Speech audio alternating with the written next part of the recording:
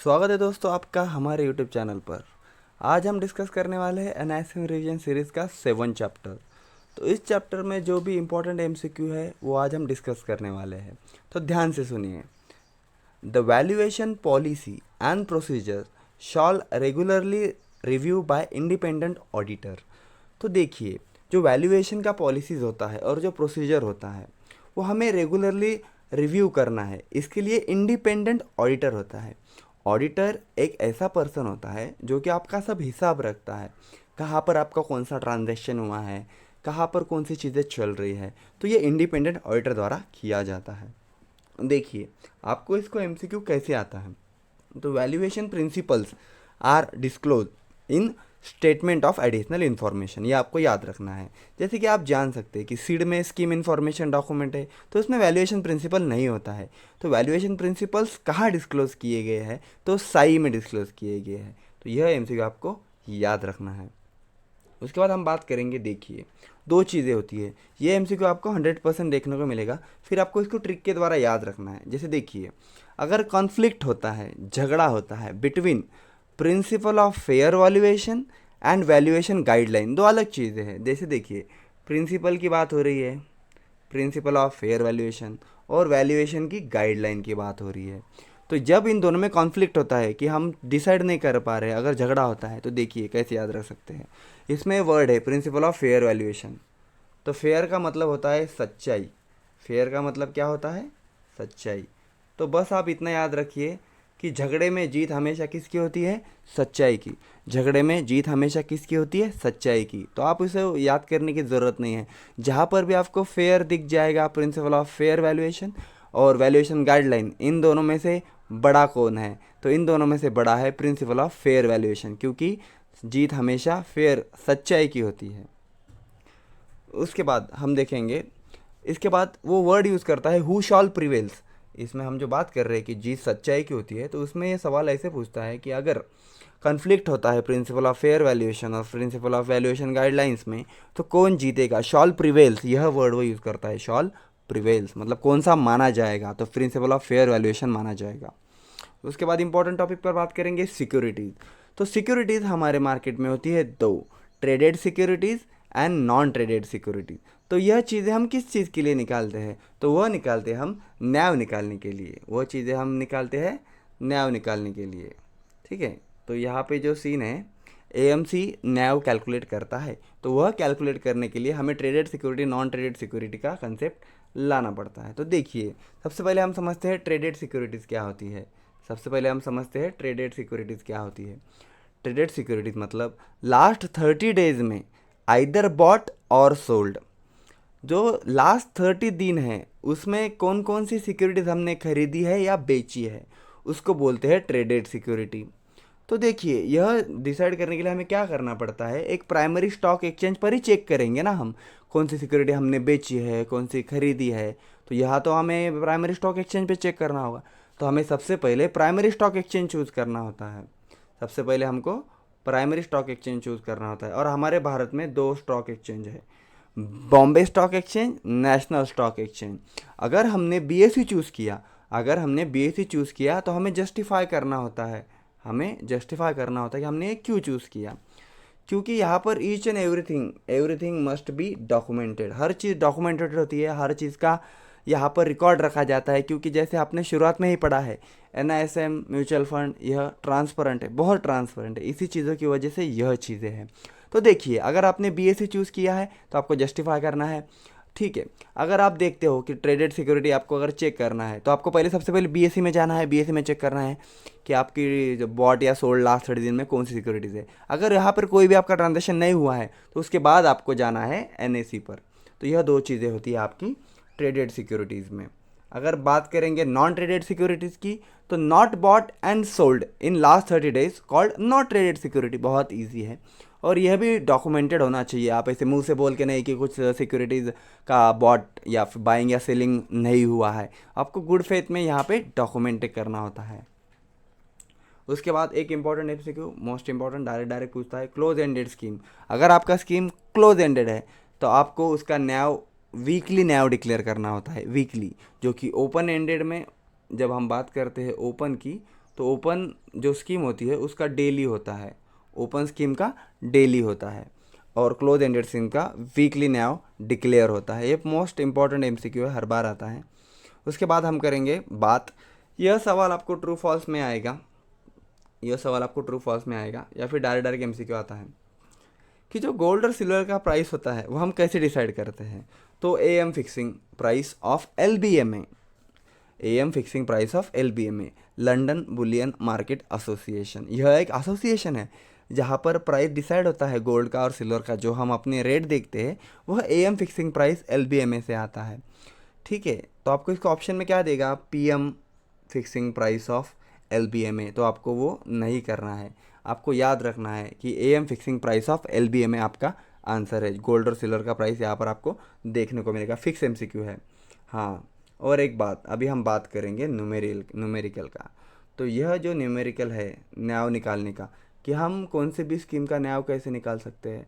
तो कौन से भी स्कीम का अगर हमें न्याय निकालना है तो हमें एक फार्मूला याद करना होगा, हमें एक फार्मूला याद करना होगा।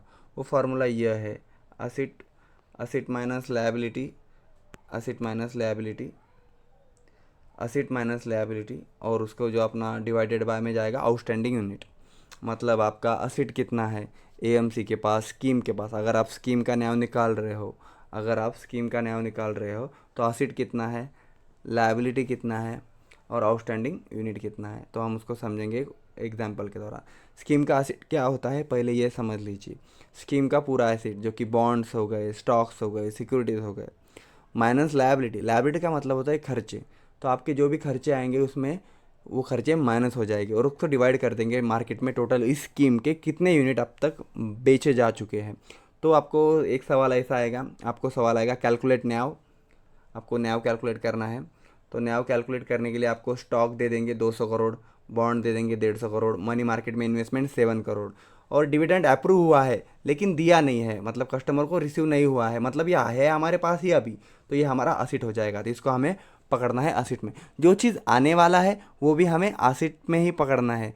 जो चीज़ जाने वाला है, जो चीज़ जाने वाला है वो जाएगा हमारे लायबिलिटी में। तो ये चीज़ें आपको याद रखनी है। ज़्यादा कॉम्प्लिकेटेड पूछता नहीं है लेकिन फिर भी आपकी तैयारी होनी चाहिए। अगर हम बात करते हैं हमारा लायबिलिटीज़ की, तो देखिए amount payable in purchase of shares, मतलब जो पेएबल होते हैं वो तो ऑब्वियसली लायबिलिटी होती है। जनरल कॉमर्स का नियम है, जो भी पेएबल होते हैं, जो खर्चा होता है वो हमारी लायबिलिटी होती है। तो यहाँ पर हमने देखा कि परचेस ऑफ शेयर्स के लिए 30 करोड़ लगा, और हमारी जो फीस है, फीस हमको पे करनी है वो 2 CR है, और नंबर ऑफ यूनिट हमारे मार्केट में 2.5 CR है। ठीक है, तो हम इसका फार्मूला कैसे सॉल्व करेंगे, देखिए हमारा फार्मूला है total असिट minus total liabilities divided by outstanding unit. तो हमने देखा कि 200 करोड़ हमारे स्टॉक है तो हमारा असिट हो गया, उसको हमने प्लस कर दिया बॉन्ड जो कि हमारा असिट है, मनी मार्केट प्लस कर दिया, डिविडेंड 10 CR प्लस कर दिया, और उसके बाद टोटल लायबिलिटी की अगर बात करें तो 30 करोड़ हमने पे कर दिया था शेयर परचेज करने के लिए, और हमारा फीस था 2 CR। तो इन दोनों को जब हम मिक्स करते हैं तो हमारा हो जाएगा 32 CR। तो ये 32 CR हो जाएगा हमारा लायबिलिटी। तो टोटल असिट माइनस लायबिलिटी करके जो हमारे मार्केट में टोटल 2.5 CR यूनिट्स है, तो ये बन जाएगा हमारा टोटल फार्मूला, और इस फार्मूले से आपको इसका आंसर मिल जाएगा, जो कि आपको कैलकुलेटर पेपर में अलाउड है। आप उस कैलकुलेटर का यूज़ करके आप प्रॉब्लम सॉल्व कर सकते हो, और आपको 1 मार्क आसानी से मिल जाएगा। देखिए अगर हम किसी भी स्कीम की बात करते हैं तो उसमें 2 एक्सपेंसेस होते हैं, रिकरिंग एक्सपेंसेस और इन्वेस्टमेंट एंड एडवाइजरी फीस। कौन सी भी स्कीम हो तो 2 एक्सपेंसेस होते हैं, रिकरिंग एक्सपेंसेस और advisory fee, recurring expenses, investment and advisory fees. Recurring expenses में बहुत सारी चीज़ें आती हैं, आपका जेरोक्स का चार्ज हो गया, आपका प्रिंट हो गया, आपका ऑडिट फीस हो गया, तो यह सब चीज़ें आपकी रिकरिंग एक्सपेंस में आती है। अगर इन्वेस्टमेंट एडवाइजरी फीस की बात करें तो ये फ़ीस है, जो कि आप इन्वेस्ट कर रहे हो म्यूचुअल फंड मार्केट में तो आपकी फ़ीस लगेगी। ये सब क्या होता है ना, ये पैसा डिडक्ट होता है आपके स्कीम से, पैसा डिडक्ट होता है, आपका जो स्कीम का असेट है उससे पैसा डिडक्ट होता है। ठीक है, उसके बाद देखिए यह दोनों छोड़कर, मतलब आपका रिकरिंग एक्सपेंसेस जो बार बार आने वाले एक्सपेंसेस है, ऑडिटर का फीस, फंड मैनेजर का फीस, आपका xerox, print, all other things, यह छोड़ के यह बार बार आने वाले इसलिए उसको बोलते हैं रिकरिंग एक्सपेंसेस। और दूसरा है हमारा इन्वेस्टमेंट एंड एडवाइजरी फीस। ये दोनों फीस छोड़कर दुनिया का कोई भी एक्सपेंस हो, ये दोनों फीस छोड़कर दुनिया का कोई भी एक्सपेंस हो तो वो ट्रस्टी, एएमसी या स्पॉन्सर, इन तीनों को खुद के पॉकेट से पे करना है। ये इन तीनों को खुद के पॉकेट से पे करना है। असिट से ये नहीं जाएगा, क्योंकि सेबी बहुत स्ट्रिक्ट है इस मामले में, क्योंकि एएमसी मनमानी नहीं कर सकती, बहुत चीज़ें सेबी ने फिक्स करके रखा है। तो देखिए इसमें आपको ऑप्शन दे देगा, एक सवाल आएगा, उस सवाल का आंसर ये होगा software development charges. Software development charges एक एमसीक्यू का आंसर रहेगा। आपको जहाँ पे भी सॉफ्टवेयर डेवलपमेंट चार्जेस ऑप्शन में दिख गया ना, आप बस टिक कीजिए। सवाल का आप याद ही मत करो, सवाल याद ही मत करो, आप डायरेक्ट आंसर ले लो।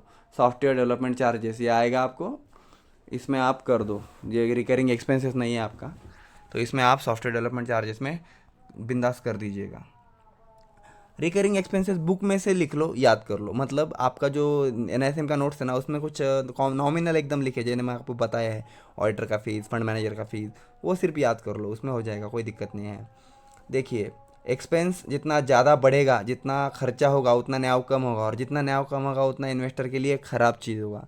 इसलिए सेबी ने क्या किया है, सेबी ने बहुत स्ट्रिक्ट किया हुआ है सब, कि मतलब ज़्यादा एक्सपेंस अगर किया तो एमसी को खुद से भरना पड़ेगा।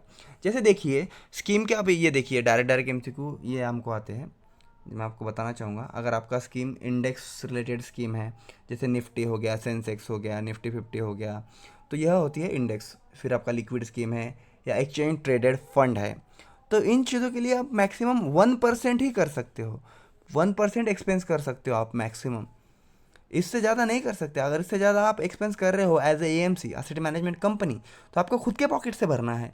और जनरली आप इसे ऐसे याद रख सकते हो, इंडेक्स फंड मार्केट से जुड़ा फंड होता है, उसमें आप पैसे डाल देते हो, तो उसके लिए उसको कम खर्चा लगता है, उसमें ज़्यादा फंड मैनेजर एक्टिव नहीं रहता है, तो उसके लिए कम लगता है।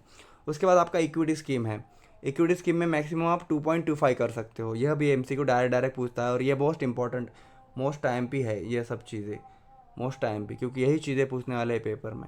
अगर कोई हाइब्रिड स्कीम होगी, डेट स्कीम होगी, तो 2% होगा, डेली नेट एसिट होगा ना, उसके ओनली 2% होता है। Maximum total expense can be charge, ये सब मैक्सिमम है। जैसा आपके इंडेक्स, लिक्विड और ईटीएफ के लिए 1%, इक्विटी स्कीम के लिए 2.25% मैक्सिमम, अदर के लिए 2% या डेट के लिए। तो यह मोस्ट ऑफ टाइम यह सवाल पूछते हैं। देखिए एक B30 सिटी होती है, बिलो 30 मतलब देखिए म्यूचुअल फंड अभी मुंबई, चेन्नई, बैंगलोर जो टॉप के सिटीज़ है वहाँ पर ग्रो करता है, ठीक है। वहाँ पर ये चार्जेस हम 1%, 2.25%, 2% ऐसा हमने डिवाइड करके रखा है। लेकिन एक केस और है जो होता है B30 मतलब बिलो 30। तो यहाँ पर म्यूचुअल फंड को प्रमोट करने के लिए, यहाँ पर म्यूचुअल फंड को प्रमोट करने के लिए 0.30% हम एडिशनल चार्ज कर सकते हैं। वो छोड़ के 1%, 2.25 ये छोड़ के हम 0.30%, क्योंकि बिलो 30 में हम प्रमोट करना चाहते हैं और वहाँ पर ज़्यादा बिजनेस नहीं है, तो ये हम चार्ज एक्स्ट्रा कर सकते हैं। इसके बाद हम समझने वाले कंसेप्ट डिविडेंड का। डिविडेंड का मतलब क्या होता है? Profit shared by company to investor. अगर एक आधी कंपनी ने प्रॉफिट बनाया है तो वो डिसाइड कर सकते हैं कि हाँ डिविडेंड, चलो इन्वेस्टर्स में डिविडेंड हम बांट देते हैं। मतलब जो प्रॉफिट कंपनी ने कमाया है वो उसको डिस्ट्रीब्यूट करते हैं, तो उसको बोलते हैं डिविडेंड। देखिए जो हमको प्रॉफिट होता है कंपनी को, वो रिज़र्व बाजू में रखते हैं और उसमें से रिज़र्व में से डिविडेंड हम देते हैं। तो यह चीज़ें आप देखिए, इसमें एक एमसीक्यू डायरेक्ट पूछता है कि डीडीआर कंसेप्ट है आपका। डीडीआर क्या कंसेप्ट है? देखिए डीडीआर, डिविडेंड डिस्ट्रीब्यूटेबल रिजर्व, मतलब डीडीआर हमने साइड में रखा हुआ है, तो इसमें हम क्या चीज़ें पकड़ते हैं, क्या चीज़ें नहीं पकड़ते हैं। तो आपको ट्रू फॉल्स में आ सकता है या फिर कैलकुलेशन करते हो काम आ सकता है। जैसे देखिए प्रॉफिट हमारा इंक्लूडेड है, वैल्यूएशन लॉस हमारा इंक्लूडेड है, वैल्यूएशन गेंस यहाँ पे इंक्लूडेड नहीं है, तो यह चीज़ें आप याद रख लीजिए। Only realise gains can be consider. Valuation gains नहीं पकड़ते लेकिन रियलाइज गेंस हम पकड़ते हैं। डिविडेंड डिसाइडेड बाय, हाँ ये डायरेक्ट एमसीक्यू आता है। देखिए trustees are the one who decide quantum और रिकॉर्ड डेट। पहले तो समझिए आप क्वांटम क्या होता है। क्वांटम का मतलब होता है कि आपको कितना देना है पैसा। क्वांटम मतलब 2000, 5000, 10,000 वैल्यू कितना देना है, उसको बोलते हैं क्वांटम। रिकॉर्ड डेट सामने आपको एक्सप्लेन करता हूँ। जैसे देखिए अगर कंपनी ने डिसाइड किया कि हमको देना है, डिविडेंड देना है, तो एएमसी क्या करेगा? डॉक्यूमेंट प्रिपेयर करेगा। सबसे पहले एएमसी क्या करेगा? डॉक्यूमेंट प्रिपेयर करेगा। डॉक्यूमेंट प्रिपेयर करने के बाद हमारे ट्रस्टी साहब को अप्रूव करने के लिए देगा। चलो ट्रस्टी साहब ये लीजिए, अप्रूव कर दीजिए। अभी यहाँ से कंसेप्ट शुरू होता है आपका 1 मार्क का। ट्रस्टी के अप्रूव करने के बाद, ट्रस्टी के अप्रूव करने के बाद विदिन वन डे आपको पब्लिश करना होता है मीडिया में, पेपर में, मीडिया में कि हम डिविडेंड देने वाले हैं। ट्रस्टी के अप्रूव करने के बाद 1 दिन के अंदर आपको मीडिया में पब्लिश करना होता है कि हम डिविडेंड देने वाले होते हैं। और जो आपके सब इन्वेस्टर है, उन सब इन्वेस्टर को मेल भेजना पड़ता है कि आपको डिविडेंड मिलने वाला है, खुशियाँ मनाओ, पेड़े बांटो, आपको डिविडेंड मिलने वाला है। तो देखिए, जो मैंने आपको रिकॉर्ड डेट का कंसेप्ट बताया था वो बोलता हूँ आपको क्या है अभी। तो रिकॉर्ड डेट का मतलब होता है जब पब्लिश हो गया, जब अप्रूव हो गया ट्रस्टी के बाद और पब्लिश हो गया, उनको मेल चले गए, तो उसके 5 दिन बाद, 5 दिन बाद तक को उसको बोलते हैं रिकॉर्ड डेट। यहाँ पर समझ जाता है कि एलिजिबल कौन कौन है डिविडेंड के लिए। तो यह होता है आपका रिकॉर्ड डेट का कंसेप्ट। तो ये आपको याद रखना है कि आपका जो रिकॉर्ड डेट है और क्वांटम ऑफ डिविडेंड है वो कौन डिसाइड करता है। तो वन एंड ओनली आपका ट्रस्टी, वन एंड ओनली आपका ट्रस्टी। तो यह एमसीक्यू आपको आ सकता है। तो इसी तरह हमारा ये 7 चैप्टर ख़त्म हो गया है। इसके बाद हम 8 चैप्टर पर डिस्कशन करेंगे। अगर आपको वीडियो अच्छा लगा हो, आपकी कुछ मदद हुई हो, तो लाइक कीजिए, शेयर कीजिए, सब्सक्राइब कीजिए। Thank you for watching.